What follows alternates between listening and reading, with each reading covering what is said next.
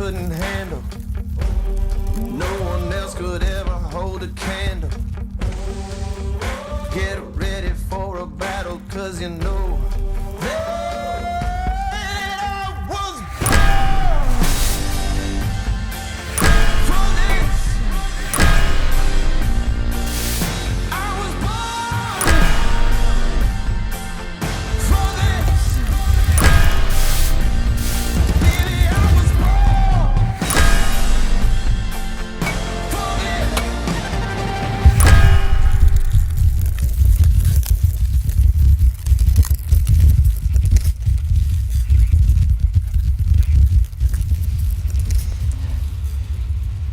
Boa noite, gente. Boa noite.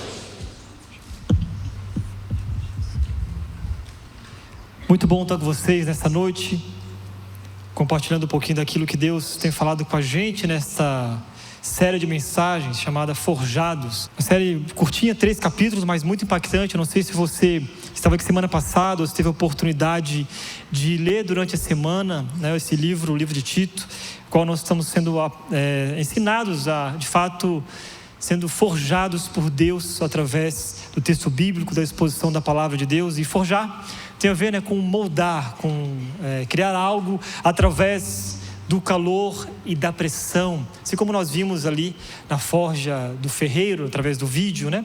O ferreiro, ele trabalha o ferro na forja para se tornar uma forma específica. E nós devemos nos esforçar para cada vez mais, como discípulos de Jesus, ou como pessoas que querem cada vez mais melhorar a sua vida, deixar de fato ser trabalhado, né, como discípulo de Jesus, para ser forjados por Ele. Então, isso requer um processo de modelagem constante, onde nós somos moldados, somos trabalhados. Essa série tem a ver com isso. O que nós queremos no final, né, da semana que vem, no capítulo 3, são 3 capítulos, nós queremos que você aprenda, que você deixe ser forjado por Jesus nesse tempo. E ao estudar o livro de Tito, especificamente no capítulo 2, eu comecei a lembrar da jornada da minha família, jornada dos meus pais, dos meus irmãos, as histórias que eu ouvia, né, na minha adolescência, de como foi no passado. E tem a ver um pouco com isso, que nós fomos forjados por Deus, e eu sei que ser forjado é essencial na trajetória da nossa vida. E numa linha de tempo, eu gostaria de compartilhar com vocês, lembrando de uma história na década de 80, minha família, meu pai, ele era um homem muito trabalhador, mas tinha problemas sérios com tabagismo e alcoolismo. E diversas vezes minha mãe era chamada para buscar o meu pai na calçada, literalmente na sarjeta, porque ele não conseguia chegar em casa. Então ela passava por muita vergonha nesse sentido, né, de as pessoas chamarem a minha mãe em casa. Com 7 filhos homens, que meus pais tiveram 7 filhos homens, ela tinha que sair de casa para buscar o meu pai, porque ele não conseguia chegar até em casa. Em 1991, meu pai, ele tinha uma fábrica de picolés e chup-chup, ou sacolé, ou geladinho, conforme cada um gosta aí ou conhece, né? E eu tinha apenas 6 anos de idade, mas meu pai colocava os meus irmãos mais velhos para fabricar esses picolés, esses chup-chups. Eu lembro que eles contando de como que era a história, né? Eles pegavam aquele suco, não sei quem é mais antigo, eu acho que não existe mais isso, né? Aí, ó, tudo velho, tudo já lembra, é verdade. Aquele suco, você pegava um saquinho desse tamanho e fazia 10 litros, né? Se você usasse o suco de uva, ficava marca nos dedos. Então meu pai pegava, dava uns saquinhos de chup-chup para cada um, para encher o seu, né? Pegava a jarrinha, eles pegavam e faziam assim, soprava, porque não tinha máquina, não era a nossa automatização, era um sopro do espírito aqui no saquinho. Riso 9001, esse era o sabor, o tempero do chup-chup do meu pai. E aí eles pegavam aquela jarrinha feita com o suco, né, e colocava lá dentro e tal, até preenchia, dava aquele nó maroto e fazia no final e colocava na bacia e no balde. Era uma coisa de louco, assim. Eles iam para a escola com os dedos tudo manchados de suco de uva, que não era suco, né, era uma tinta, a gente vendia câncer, né, era um negócio assim que... E aí meu pai um dia tinha um festival um campeonato de futebol, e ele pediu para que todos os meninos, né, os filhos que eram adolescentes na época, venderem esses picolés e chup-chup em casa, no festival. Saíram de casa e foram até lá, e o meu irmão, um dos meus irmãos com 17 anos de idade na época, foi para acompanhar os meninos, e tinha um rio do lado, e ele decidiu então nadar com seus amigos naquele rio. E brincavam de bombeiro, um se afogava, o outro lá e salvava, outro se afogava e o outro lá fingia, né, que estava se afogando, e outro lá e salvava, até que aquela brincadeira já tinha passado e o meu irmão estava se afogando de verdade, e todo mundo achava que era uma brincadeira. E naquele dia, em 1991, meu irmão faleceu, né, por conta de um afogamento lá, com 17 anos de idade, naquele rio. E vocês podem imaginar, né, essa tremenda tragédia que abalou consideravelmente a minha família. Em 1994, meu pai adoeceu gravemente e faleceu após 30 dias no hospital, aos 50 anos de idade, devido a complicações respiratórias, muito por conta do seu passado, né, do que ele viveu por muitos anos.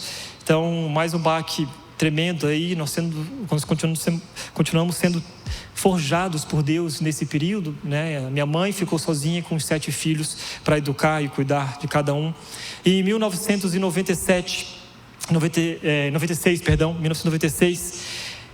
eu tinha uns 11 anos de idade. O meu irmão mais novo, Fabrício, que hoje inclusive mora com a gente aqui, né, da Red também, ele tinha ali uns 9 anos. Nós, junto com um vizinho, começamos a caçar grilos, uma brincadeira super saudável para criança daquela idade, né? E talvez seja por isso que eu ainda consigo, eu tenho um talento especial, né, que é imitar grilos, que serve para nada, mas eu consigo imitar grilos, né? Tipo, mais ou menos nessa linha. Hoje, inclusive, outras pessoas falaram, eu também consigo imitar, mas eu falo, o grilo, um é feminino, o outro é masculino, então não serve para nada, gente. Mas nós caçamos os grilos e ficamos super entusiasmados, porque não sabíamos que íamos encontrar tantos grilos assim na nossa casa, né, em volta da nossa casa. E aí meu vizinho teve uma brilhante ideia e falou o seguinte: olha, vamos queimar os grilos, fazer aqui, né, um altar. E a gente, boa ideia, vamos, né? A gente topou essa ideia, e ele trouxe então da casa dele acetona, álcool e desodorante Avanço. Vocês lembram? Avanço, né? O Avanço. Colocamos os grilos lá, já estavam mortos, tá bom? E enchemos, né, com todo aquele material ali. E em algum momento um vento bateu, e aqueles, o Avanço, né, o álcool e a acetona caíram em cima do fogo e explodiu na nossa cara. E o meu irmão mais novo, Fabrício, começou a pegar fogo nele, no braço, na lateral do corpo, né?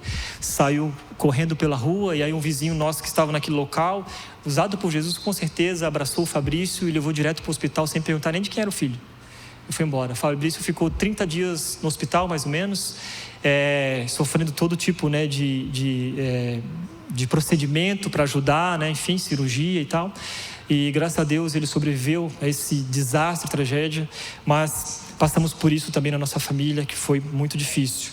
Em 1997, então, meu irmão mais velho, ele casa, e depois do seu casamento, você fala assim, Cata, onde você quer parar, né? Porque, calma, vai chegar um fim. Mas em 97, meu irmão casa, e ao longo do processo do seu casamento, à beira de um divórcio, ele então decide, por um desespero, a entrar numa igreja em 1998, depois exatamente de um ano, na primeira igreja batista de Florianópolis, onde nós vivíamos lá. Desesperado, ele e sua esposa em busca de uma resposta, em busca de Deus. E naquele momento onde ele entra, né, após de provações e desafios, a graça de Deus os encontrou. Eles de fato encontraram Jesus Cristo, né? E naquele momento ali, eu posso afirmar que de fato eu estou aqui porque um dia, né, Deus entrou na vida do meu irmão, na vida da minha cunhada, e a partir daquele encontro com Jesus vem transformando diariamente, dia após dia, a nossa casa e a nossa família. Isso já fazem 26 anos desde então.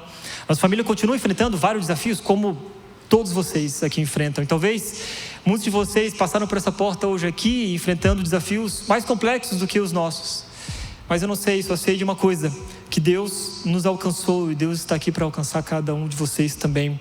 E eu escolhi começar essa mensagem compartilhando testemunho pessoal, para você perceber o quanto a graça de Deus ela é preciosa, e que de fato ela transforma as nossas vidas. E foi sobre essa graça que Paulo compartilhou com Tito e a igreja de Creta. Não sei se você leu o capítulo 2 essa semana, e nós veremos aqui um pouco mais sobre isso, mas relembrando, quem era Tito. Tito, ele era um gentil e aluno de Paulo. Tito, ele tinha um relacionamento de pai e filho, eles tinham um relacionamento muito próximo. Tito também era um seguidor fiel de Jesus. Tito, ele viveu experiências ministeriais difíceis com Paulo, ele estava sendo forjado dia após dia com o apóstolo Paulo. Tito também, ele era um líder muito competente, por isso que Paulo escreve essa carta para ele, ajudando ele a orientar a igreja de Creta, apesar da sua idade. E Tito também foi designado para tarefas difíceis, tarefas complexas. Esse é o nosso personagem, a qual o apóstolo Paulo escreve essa carta, direcionada à igreja de Creta. E Paulo e Tito tiveram um relacionamento muito próximo de pai e filho, e Paulo viu esse relacionamento como algo muito importante, não apenas para os líderes daquela igreja, mas para toda a igreja, para todos aqueles membros. Então, agora, no capítulo 2, ele exorta Tito a garantir que esse tipo de relacionamento, de discipulado, ele seja replicado a todas as pessoas. E o capítulo 1, se você não leu, leia. Ele termina com Paulo falando sobre pessoas que afirmam conhecer a Deus. Olha o que ele diz, mas por suas ações, a sua prática, o negam. E Paulo diz, eles são detestáveis, são desobedientes, são inadequados para fazer o bem. E aí ele escreve para Tito, dizendo o seguinte: mas Tito, tu, porém, mas quanto a você, ou na versão que eu gosto, de toda mãe, você não é todo mundo. Não é assim? Que muitas vezes, a mãe, mas todo mundo vai, mas você não é todo mundo. A mãe fala pra gente, não é? Ah, mas o meu amigo está indo também. Eu falei, não, mas você não é seu amigo. Você não é todo mundo. É isso que Paulo está dizendo para Tito aqui, a Tito. Mas aqueles mestres da lei, aqueles professores fazem algo diferente. Mas tu, porém, vai agir diferente. Então Paulo, no capítulo 2 aqui descreve o que Tito deve fazer em contraste com esses mestres que estavam pregando uma doutrina falsa. Então ele estava ali para combater aquela falsa doutrina com um verdadeiro ensino. E nos primeiros 10 versículos do capítulo 2, a gente vai ver uma série de informações, uma série de desafios, que Tito recebe de Paulo para ajudar a igreja de Creta a ser mais íntegra, a crescer com Jesus, traduzindo então todo o ensino, aquilo que eles estão aprendendo de uma maneira prática, para colocar diante das suas vidas ali, viver de uma maneira prática. E aí Paulo apresenta então essa lista clara, que são tarefas extremamente desafiadoras para todos nós, mas é exatamente para abordar isso que Paulo escreve, que apesar do desafio, apesar de criar em nós às vezes um sentimento de algo impossível de ser colocado em prática, que Paulo escreve e nos presenteia com esses ensinamentos que nós iremos explorar hoje, que tem a ver com o que nós precisamos da graça de Jesus, para viver uma vida abundante, uma vida diferente. Então, são tarefas que Deus nos confia, consciente da dificuldade, sim, mas Ele nos dá algo precioso, algo maravilhoso, que é a graça dEle. E a graça de Deus é o segredo para viver o Evangelho, é o segredo para viver a vida cristã. É por ela que nós estamos aqui, e só por causa dela eu posso estar aqui hoje compartilhando essa palavra com vocês. E é como se Paulo estivesse falando para Tito, a tarefa que você tem na igreja de Creta, ela é super complicada, é complexa, mas só é possível executar essa tarefa por causa da graça de Deus. Vocês só podem fazer isso, podem viver dessa maneira, porque Jesus fez o que fez, e esse é o Evangelho, isso é a graça, e por ela nós somos forjados dia após dia. E o capítulo 2, no capítulo 2, versículo 11 e 14, após esses 10 versículos, essas orientações que Paulo dá para vários grupos específicos, ele diz o seguinte: pois a graça de Deus foi revelada e a todos traz salvação. Somos instruídos a abandonar o estilo de vida ímpio e os prazeres pecaminosos. Neste mundo perverso devemos viver com sabedoria, justiça e devoção, enquanto aguardamos esperançosamente o dia em que será revelada a glória do nosso grande Deus e Salvador, Jesus Cristo. Ele entregou sua vida para nos libertar de todo o pecado, para nos purificar e fazer de nós seu povo, inteiramente dedicado às boas obras. E Paulo escreve aqui este capítulo, ao escrever este capítulo, ele não utiliza a sua forma usual para ensinar. Ele utiliza uma metodologia diferente nessa carta. Porque lá, por exemplo, em Romanos, Gálatas, Efésios e Colossenses, ele primeiro ensina a doutrina e depois estabelece o dever. Aqui ele inverte, ele faz o contrário. Então Paulo fala do padrão divino para homens e mulheres idosas, está lá nos versículos de 1 a 10. Ele fala para mulheres recém-casadas, ele também fala para os jovens solteiros, para os líderes, também para os servos. E esperar esse tipo de relacionamento, onde tem uma convivência única, sem a graça de Deus, ela é impossível. Por isso, a graça de Deus, ela nos habilita a ter uma vida transformada. É só por causa dela a gente consegue viver essa vida que Deus tanto espera de nós. Então, primeiro nós somos transformados pela graça, e depois os nossos relacionamentos são transformados, e não o contrário. Mas o que é a graça? De uma maneira muito simples e prática, a graça de Deus é um dom imerecido. Jesus nos amou e nos salvou não por nosso merecimento, mas apesar do nosso pecado. Não por causa de quem somos, mas apesar de quem somos. Então a causa do amor de Deus por nós não está em nós, porque a gente é pecador, a gente não merece. Não somos salvos pela obra que realizamos para Deus, mas pela obra que Cristo realizou na cruz. Somos salvos pela graça mediante a fé em Jesus. A graça é a base da salvação, a fé é o meio da salvação, as obras são as evidências da salvação. Então a graça é um dom imerecido, é algo que a gente não merece, mas Deus nos deu. Nós merecíamos a salvação? Não, mas foi dado por Deus pela sua graça, mediante a nossa fé em Jesus Cristo. É pela graça. A graça de Deus é a razão pela qual todo membro da família cristã vive. A graça de Deus é o seu favor em entregar o maior dom aos que merecem o maior castigo. Então nem eu, nem você é merecedor dessa graça, mas Deus nos deu. E o que eu aprendo em primeiro lugar nesse texto que lemos é que a graça de Deus, ela é revelada, ela foi manifestada, pois a graça de Deus foi revelada e a todos traz salvação. Deus é um Deus gracioso e sempre foi o tempo todo. E se podemos definir, de fato, assim, a maior manifestação da sua graça é Jesus Cristo. É na manifestação do seu amor de Jesus concedido por nós na cruz e que nos salvou e salvou.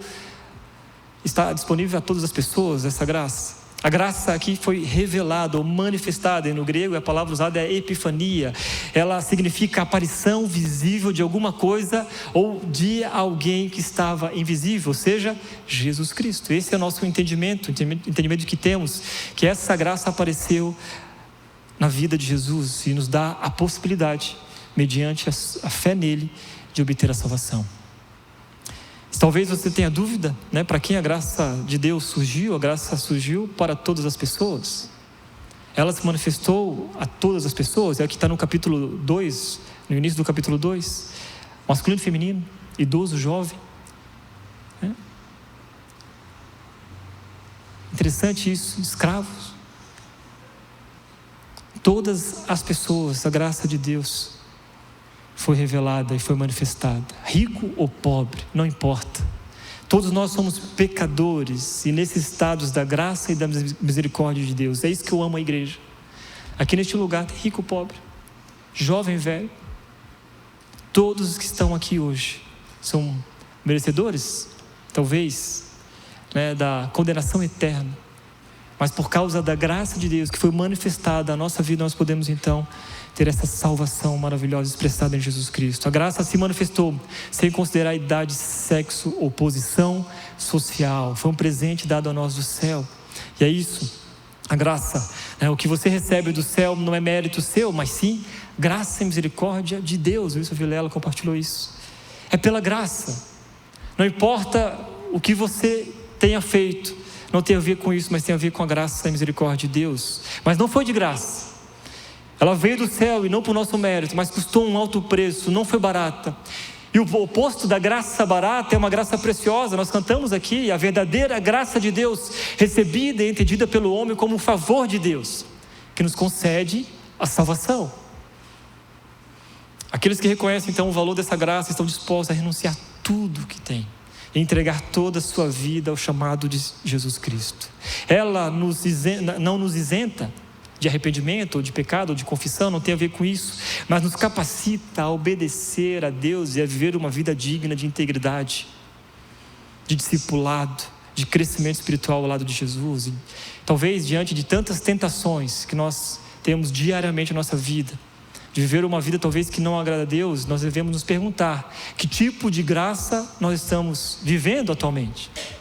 Aqueles que já fazem parte, aqueles que estão aqui pela primeira vez, como você tem vivido a sua vida? Porque entenda o seguinte: a verdadeira dádiva da graça que nos foi concedida através do sacrifício de Jesus não pode ser subestimada nem considerada sem valor.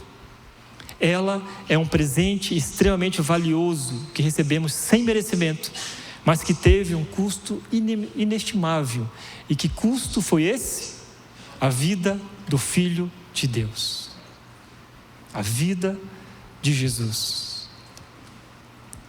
A gente pode parar para pensar nessa: será que é possível viver ou estar próximo e seguir Jesus sem ser um discípulo? Sim, e eu falo para vocês porque, se vocês lembrarem um pouquinho, a multidão acompanhava Jesus, e uma grande multidão acompanhava Jesus, mas não estava realmente comprometida com Ele ou com o que Ele ensinava. Estavam mais interessados no que podiam ganhar com Ele, mas não estavam preocupados em seguir Jesus e serem de fato transformados por Ele, mesmo que significasse ver o que Jesus estava fazendo. Eles não tinham esse entendimento claro. Agora os discípulos estavam dispostos muitas vezes até perder a sua vida por causa de Jesus. Discípulo verdadeiro tem a ver com isso. A graça barata é perdão que não envolve Cristo, desprovido de arrependimento e confissão de pecados. Se essa graça custou a vida do Filho de Deus, então quanto custaria para nós? E de fato, gente, qualquer sacrifício que façamos é pequeno em comparação àquilo que Jesus fez por nós na cruz. Mas essa graça exige tudo de nós, existe uma resposta, porque nela encontramos a verdadeira vida, a vida abundante. É nela que nos tornamos morada do próprio Deus. É sobre essa graça que Paulo está apresentando a Tito, a igreja de Creta, e que nós estamos apresentando à igreja Red aqui nessa noite. Essa graça que está manifestada aqui é a graça que nos alcançou, a graça que alcançou a minha vida, a vida da minha família. Eu posso estar aqui hoje para compartilhar essa graça com a vida de vocês. Ela está manifestada nessa noite aqui nesse lugar. Em segundo lugar, essa graça de Deus nos ensina. Que tipo de ensino é esse? Somos instruídos a abandonar o estilo de vida ímpio e os prazeres pecaminosos. Neste mundo perverso, devemos viver com sabedoria, justiça e devoção, enquanto aguardamos esperançosamente o dia em que será revelada a glória do nosso grande Deus e Salvador, Jesus Cristo. O que o apóstolo Paulo diz aqui é que a graça de Deus nos ensina a abandonar então um estilo de vida, o estilo que nós estamos vivendo até então no passado, e os prazeres pecaminosos. Está falando sobre os pecados mesmo que nós vivíamos antes de conhecer a Jesus. A graça nos ensina a viver, a graça nos educa para uma vida em santidade, uma vida que renegue a impiedade e as paixões deste mundo. É isso que a graça de Deus nos ensina. Ela nos ensina a rejeitar toda impiedade, que talvez seja a causa principal do problema, e a rejeitar os desejos deste mundo, que são as formas como ela se manifesta. Ela nos ensina. Muitas vezes esses desejos são vontades que parecem atraentes, e são atraentes, mas que desagradam a Deus, desagradam aqueles que querem viver uma vida conforme Jesus Cristo, ou sendo forjados ou moldados ao caráter de Jesus. Eu lembro de uma vez que eu e a Marina fomos comprar um carro, e entramos numa loja, loja com nome bem evangélico, sei lá, Automóveis Maranata, algo assim.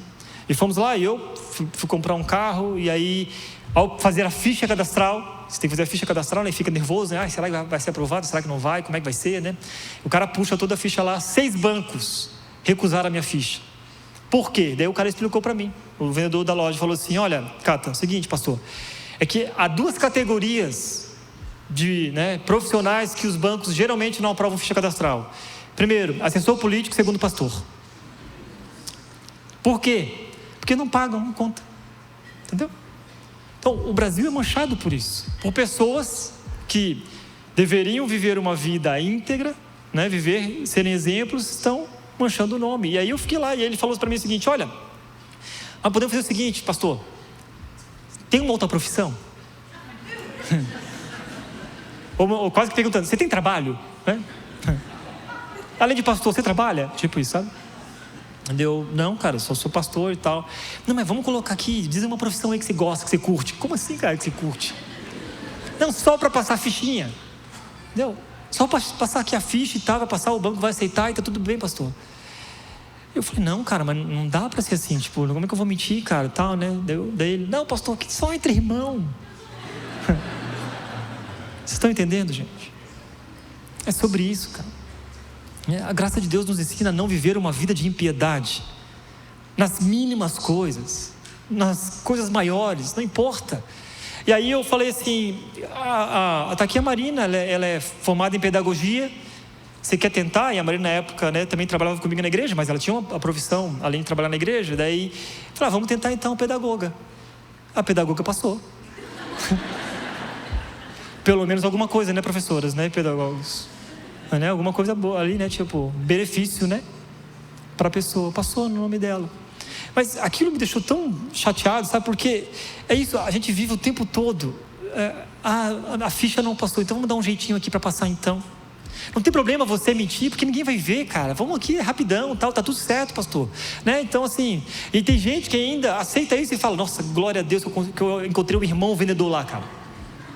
O irmão vendedor fez a ficha lá, botou que eu era isso, aquilo, outro, tal, aumentou, entendeu? Inventou uma história e passou, Pô, Deus foi glorificado nessa noite, na loja de automóveis Maranata. A hora vem, Senhor Jesus. Uma vida, que não é íntegra, então, barateando a graça de Deus. E é o que Tim Chester lhe diz, ele fala o seguinte, que não devemos interpretar mal a ênfase de Paulo na graça. Graça não significa que o que fazemos não importa. Isso não significa que podemos viver como escolhemos, pois Deus sempre nos perdoará. Ele continua, Paulo é muito claro, precisamos dizer não à impiedade e às paixões mundanas, devemos ser autocontrolados. As 3 virtudes positivas do texto bíblico referem-se a todos os nossos relacionamentos, por onde a gente andar. Que relacionamentos são esses? Primeiro, com a gente mesmo. Ele nos ensina a controlar a nós mesmos e nossas paixões. Porque eu menti, agora eu não minto mais, cara. Talvez ainda eu caia nesse erro, mas eu estou lutando contra a mentira. Eu fofocava, agora eu não fofoco mais. Eu enganava as pessoas, agora eu não engano mais. Eu traía, agora eu não traio mais. Eu vivi uma vida longe de Deus, agora não. Agora Deus tem trabalhado e tem me forjado, tem cada dia mais trabalhado na minha vida. E eu tenho crescido ao lado dele. E eu luto contra o pecado, contra essas paixões que muitas vezes vêm diante de nós. Outro tipo de relacionamento com os outros, ele nos ensina a tratar as outras pessoas de maneira correta ou justa, com justiça, não mais enganando as pessoas, não mais querendo dar um jeitinho para fazer com que as pessoas talvez estão sendo machucadas pelo seu jeito. E é interessante porque tem gente que mente tão bem, sabe aquela pessoa que é tão forte nas suas palavras, você sabe que você está sendo enrolado, você fala, cara, esse cara enrola tão bem que eu vou deixar ele me enrolar, porque não é possível. Mas agora você não enrola mais, cara. Talvez você antes era um charlatão, mas agora você não é mais. Você vivia uma vida de impiedade, mas agora a graça de Deus tinha te alcançado, e agora você está abrindo mão de quem você é por Jesus, cara. E a graça de Deus também nos ensina, a ser piedosos, ter um verdadeiro relacionamento com Jesus. Isso exige de nós uma vida de oração, uma vida de leitura da palavra de Deus, uma vida dedicada ao Senhor todos os dias. Eu não sei quantos de vocês pegaram a Bíblia essa semana e leram Tito, que João compartilhou semana passada aqui, convidando a igreja para ler a carta de Tito, 3 capítulos. Você lê numa sentada, para entender o que nós estamos compartilhando aqui, versículo por versículo, para entender o que o pastor está falando. Não acredite em tudo que o pastor fala, comprove o que ele está falando. Acompanhe as escrituras, acompanhe a leitura bíblica, faça seu devocional, se coloque em disposição para crescer, né, em um relacionamento com Jesus de verdade, a ser um discípulo fiel a Deus. O Hernando Dias Lopes diz o seguinte, que a justificação é como um veredito legal, acontece uma vez e está encerrada, é isso. Mas a santificação é um processo contínuo que começa quando uma pessoa nasce de novo, no dia do sim para Jesus, e só termina quando ela alcança a glória. Isso significa, né, que a justificação ela é um evento único, semelhante a uma decisão judicial que declara alguém como justo aos olhos de Deus. Nós não merecíamos, mas Jesus nos justificou com base na nossa fé nele. Agora, a santificação é um processo contínuo de crescimento espiritual e transformação, que começa no momento do novo nascimento e ao longo da nossa vida, né, da nossa vida cristã, da nossa vida discipular, até que ele seja então completo na sua glória com Jesus. Talvez isso vai ser completo quando Jesus voltar e todo olho verá. Talvez vai ser mais rápido, mais cedo para alguns, eu não sei. Mas isso é um processo. Enquanto a justificação é um ato instantâneo, a santificação é um processo gradual de conformação à imagem de Cristo. Por isso nós estamos sendo forjados por Deus, pela graça dele, para sermos semelhantes a Cristo, semelhantes à sua imagem. Paulo então está exortando, ensinando a não baratear a graça e ao mesmo tempo dizendo para sermos exemplos para este mundo. Exemplos para quê? Olha o que ele diz no versículo 5 do capítulo 2, para que ninguém envergonhe a palavra de Deus. Ninguém envergonhe a palavra de Deus. Imagina só, você tem uma loja com nome cristão, você é cristão, você é dono daquela loja, mas de repente você fala, cara, vem aqui, cara, aqui a gente te ajuda, entendeu? Porque você é irmão em Cristo, então a gente te ajuda a enganar o banco. A gente ajuda a enganar o governo, a gente ajuda a enganar as pessoas, porque estamos aqui juntos, né? Devemos ser exemplo para que ninguém envergonhe a palavra de Deus, devemos ser exemplos para que os que se opõem a nós ficarão envergonhados e nada terão de ruim para dizer nosso respeito. Buscamos ser íntegros em tudo o que a gente faz para que ninguém possa nos acusar. Eles ficarão envergonhados porque vão encontrar alguma coisa para te acusar e não vão encontrar.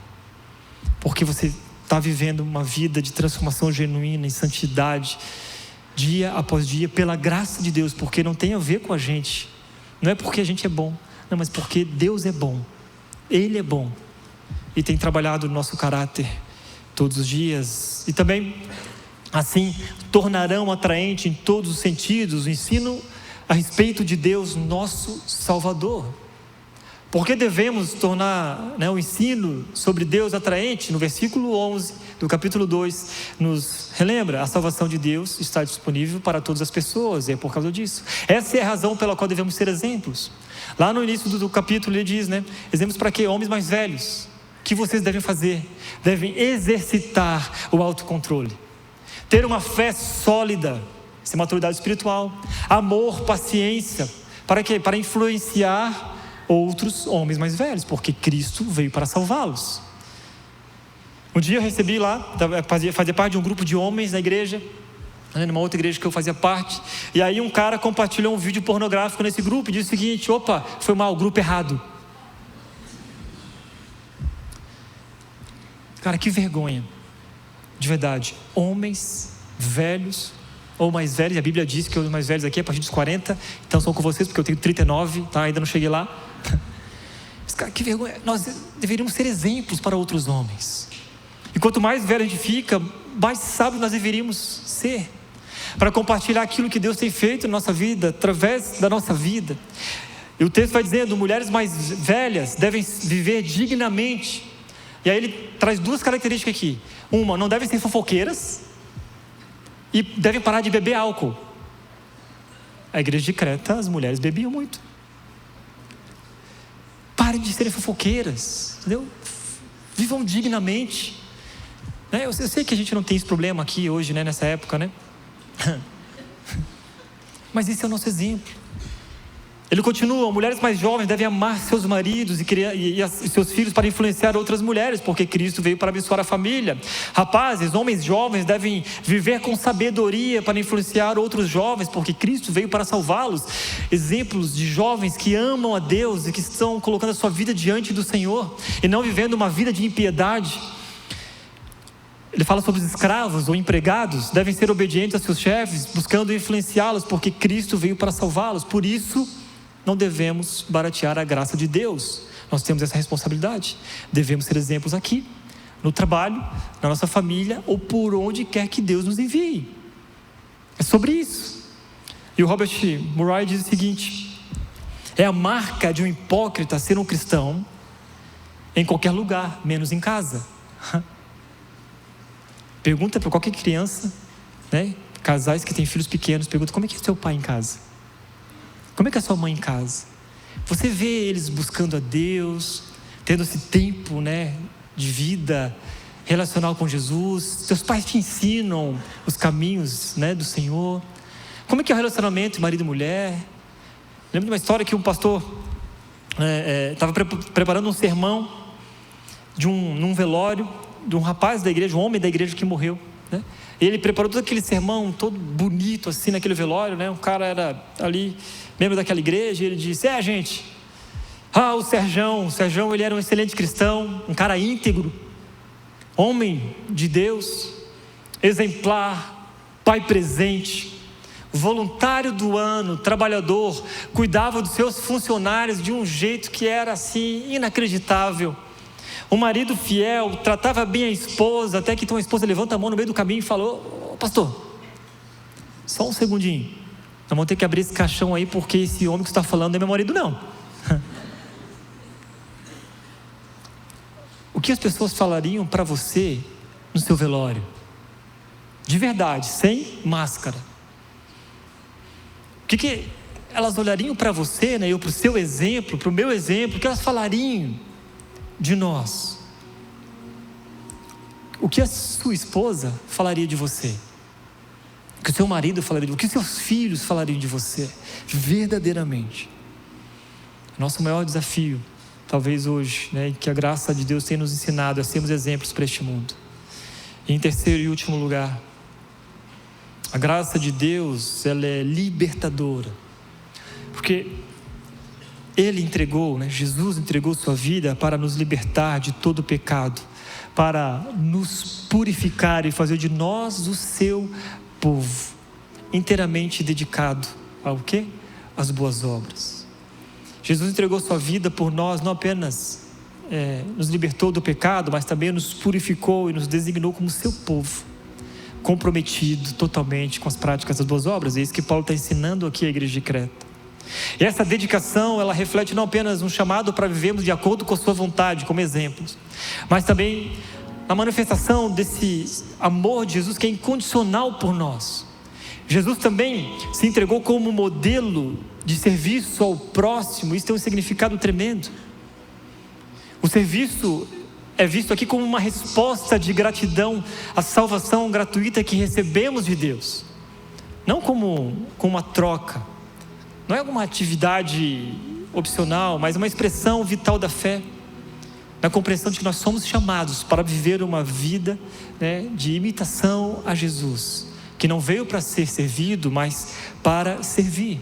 Então, o serviço não é apenas uma questão de cumprir uma obrigação religiosa, não tem a ver com isso. Todos os que estão servindo aqui na nossa igreja, todas as pessoas que vivem a sua vida e estão servindo aqui, estão tendo a oportunidade de participar ativamente da obra redentora de Deus neste mundo. Não só aqui na Rede, mas neste mesmo momento, em várias igrejas dessa cidade, nesse estado, no Brasil e no mundo. Todos que estão servindo estão entendendo de uma maneira clara isso. Eles reconhecem que são parte de um corpo unido com Cristo, cada um com seus dons, cada um com seus talentos únicos, para contribuir para o bem comum. Mas nós não servimos para sermos vistos como uma maneira de ganhar mérito ou salvação. Se você serve para, eu estou servindo porque eu garanto a minha salvação, não tem a ver com isso, não. Mas sim como uma resposta natural ao amor transformador de Deus em nossas vidas. É por isso. uma maneira de viver em gratidão por essa graça abundante, porque sim, Jesus morreu na cruz no nosso lugar. Ele veio para nos serviu primeiro como um exemplo. Agora, essa é uma maneira onde a gente pode agradecer a Deus e compartilhar dessa graça com outras pessoas. Portanto, não é apenas uma questão de realizar tarefas práticas, mas de testemunhar o amor e o favor de Deus e a misericórdia sobre as nossas vidas. É uma oportunidade para vivermos nessa jornada aqui na terra, enquanto a gente vive, porque Deus tem nos chamado, nós estamos vivos para viver nesse lugar, de maneira digna, né, de acordo com os princípios do reino de Deus. Agora, este é um convite para vivermos para Ele e por Ele. E isso só é possível por causa da graça dEle. Não uma graça barata, não viver em libertinagem, não viver em impiedade, não. Vai haver uma graça, né, de Deus verdadeiramente, aquela qual a gente exige uma resposta diante disso tudo. Judas, irmão de Jesus, escreveu essa carta, não o traidor, mas irmão de Jesus, uma carta pequenininha, mas uma pancada. Está antes de Apocalipse, depois se quiser ler. Ele diz o seguinte: alguns indivíduos perversos se infiltraram em seu meio sem serem notados, dizendo que a graça de Deus permite levar uma vida imoral. A condenação de tais pessoas foi registrada há muito tempo, pois negaram Jesus Cristo, nosso único, soberano e Senhor. Viver uma vida de qualquer jeito. Deus me alcançou, agora eu posso fazer o que eu quiser. Não tem a ver com isso. Judas, irmão de Jesus, escreveu essa carta dura e profunda. Embora quisesse ensinar somente sobre salvação, mas ele percebeu essa necessidade urgente, que às vezes parece afligir a nossa igreja também, a igreja de hoje, né? E havia pessoas que se filtraram naquela igreja e transformaram a maravilhosa mensagem da graça de Jesus em libertinagem. Mas a graça não nos dá liberdade para pecar. Na verdade, de um ponto de vista comportamental, se a gente for parar para pensar assim e comparar, né, a dispensação dessa graça sobre a nossa vida versus a dispensação da lei, diz o seguinte: não sei se você sabe, mas na lei não podia adulterar. Mas na graça, aquele que olhar com intenção impura já é adultério. Na lei, nós devemos amar o nosso próximo, e a gente podia odiar o nosso inimigo. Mas na graça, nós somos obrigados a amar nosso inimigo e orar por quem nos persegue. Que loucura isso! Na lei, a gente não podia falar, a lei diz não matarás, mas na graça diz que não devemos sequer chamar alguém de tolo. Está lá em Mateus capítulo 5, versículo 21 e 22. Então, graça na Bíblia nunca significou liberdade para fazer o que quiser e viver a vida de qualquer jeito. Em Romanos capítulo 6, versículo 15 e 16, diz o seguinte: pois bem, uma vez que a graça nos libertou da lei, quer dizer que podemos continuar pecando? Claro que não. Vocês não sabem que se tornam escravos daquilo a que escolhem obedecer? Podem então ser escravos do pecado, que conduz à morte, ou podem escolher obedecer a Deus, que conduz à vida de justiça. Então, gente, a graça não nos dá licença para viver a vida de qualquer jeito, uma vida de impiedade, mas ela nos capacita a ver uma vida de santidade e obediência a Deus, nessa progressão contínua, nesse processo. E eu sei que cada um está num processo diferente. Para alguns, né, aquilo é instantâneo. Conheceu Jesus, a vida parece que mudou da água para o vinho, da noite para o dia. Para outros é um processo contínuo, cada um aqui tem um tempo diferente, mas está neste processo.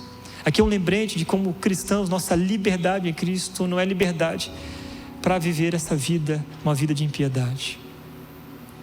Em Gálatas capítulo 2, versículo 20 diz: fui crucificado com Cristo, assim já não sou eu quem vive, mas Cristo vive em mim.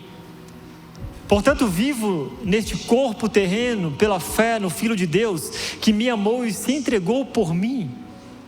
Eu não sei você, mas como você quer terminar a sua jornada? Debaixo da graça de Deus ou debaixo da libertinagem ou impiedade? E um professor norte-americano de teologia, ele compartilhou um texto muito interessante que diz o seguinte: ao longo da vida, duas coisas se dissipam gradualmente: a beleza física natural e os filtros sociais. Quando essas camadas se desvanecem, qualquer feiura de espírito que exista dentro de alguém se torna evidente. Na realidade, essa feiura sempre esteve lá, apenas camuflada pela beleza física e pelos artifícios sociais. E ele continua: em contraste, há pessoas mais velhas cujo caráter doce resplandece, tornando-as mais belas na velhice do que na juventude. Isso porque o caráter transcende os encantos físicos e verdadeiramente define a beleza de alguém. À medida que envelhecemos, a gente sabe disso, a beleza física diminui. E os filtros sociais parece que também, de muitos, né? Os filtros sociais que construímos ao longo da nossa vida. Não sei se você já se encontrou com pessoas mais velhas, que a pessoa fala assim: não, agora eu estou velho mesmo, falo o que quer e todo mundo tem que me aguentar. E aí a gente percebe que aquilo que ela, quando ela fala assim, eu falo o que quer, e agora eu estou sendo eu, porque antes eu tinha um filtro social, revela o seu caráter, a sua integridade, na qual viveu a vida inteira. E muitos viveram a vida inteira sem Jesus, apenas tendo uma roupa de, talvez, evangélico, né? Uma roupa cristã, mas internamente não foram verdadeiramente discípulos de Jesus. E aquilo vai desaparecendo com o tempo. Nesse processo, a verdadeira essência de quem somos se revela. É disso que nós estamos falando. Então, se a gente cultiva um caráter virtuoso, amoroso ao longo dos anos, nossa beleza interior brilhará ainda mais intensamente. Transcende todas as limitações, né, de idade e de tempo. Não sei se você já conheceu alguém que dá vontade, né, um velhinho ou velhinha, que primeiro que nem se ofende quando a gente fala assim: você é velhinho, e dá vontade de abraçar e levar para casa. Não dá vontade sim? Eu vou levar você comigo, cara. Porque, cara, transcende, dá vontade de sentar aos pés e ouvir toda a sabedoria que aquela pessoa fala e conversa. Dá vontade de ficar ali o dia inteiro. Vira e mexe contra alguém assim, que tem vivido uma vida de verdadeira piedade, de verdadeiro relacionamento com Jesus. Isso nos leva a refletir sobre a importância de vivermos de acordo com os valores do reino, valores do reino de Deus desde cedo, das crianças. Eu quero que a minha filha, ao ficar velha, talvez o meu maior legado como pai, como discípulo de Jesus, é que a minha filha olhe para mim e fale: cara, eu quero ser como meu pai. E que quando um dia eu morrer, ela continue esse legado e se torne velhinha, e ela possa ser da mesma forma, né, abençoando as pessoas mais novas. Assim, ao invés de a gente se concentrar apenas na beleza física e nos artifícios sociais, é importante, a gente sabe disso, mas priorizar o cultivo do caráter piedoso e amoroso. Isso nos permitirá chegar ao final da nossa jornada, ao final da nossa vida, como verdadeiros discípulos de Jesus. E essa beleza transcenderá as aparências superficiais, brilhando a luz de Jesus. E essa beleza interior permanecerá conosco até o fim da nossa vida. Que a graça de Jesus, que nós temos aprendido aqui, possa de fato transbordar os nossos corações. Para refletir e praticar, eu quero te convidar a pensar sobre isso. Deus enviou seu Filho Jesus como o maior presente que poderíamos receber. Você já recebeu, né? Você já aceitou esse presente? O maior presente, cara. Pense o seguinte: um presente que transforma a vida de alguém. Mas não é uma vida, não é um presente que a gente ganha algo material aqui e depois isso se perde ao longo do tempo, porque é assim, né? Quando a gente compra algo físico ou material, quando a gente quer muito algo, seja uma casa, um carro, um computador, seja o que for, isso pouco tempo depois, isso não importa mais. Mas o maior presente que alguém poderia receber é a salvação de Jesus, que transforma a vida de alguém. E vida de alguém que impacta outras vidas, assim como um dia o meu irmão disse sim para Jesus. E não só a vida dele, a vida da minha cunhada, mas toda uma geração. Em segundo lugar, somos chamados a testemunhar o amor incondicional de Jesus Cristo em nossas vidas. Precisamos ser testemunhas de tudo aquilo que a gente está vivendo, tudo aquilo que a gente está experimentando com Jesus. Deus tem te colocado em diversos lugares onde nós como pastores nós não estamos, onde muitos aqui não estão, mas você é testemunha de Deus. Deus tem nos chamado para isso. E em terceiro e último, a graça não apenas nos liberta do pecado, mas também nos capacita a viver de maneira transformada, uma vida sem, né, de uma maneira que não vivamos mais em impiedade, uma vida que a gente não leve mais. A gente não pode ficar brincando de ser cristão. Eu estou aqui, cara, tem uma vibe legal, né? A igreja Red é uma igreja legal e tal. Não, cara. uma vida de verdadeiro discipulado, de verdadeiro relacionamento com Jesus, uma vida onde a gente pode abrir o nosso coração, pedir perdão para Deus e saber que Ele transforma o nosso coração e que é só por causa dele que nós estamos aqui.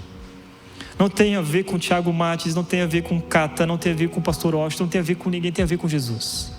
Porque se nós não entregarmos a nossa vida para Jesus, se a gente não entregar a nossa vida para Jesus, nada vai acontecer.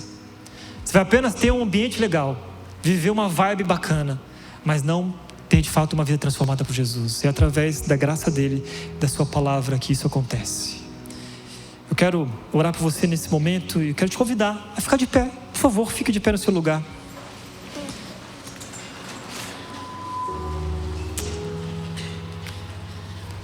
Nesse momento eu quero te convidar a fazer uma oração.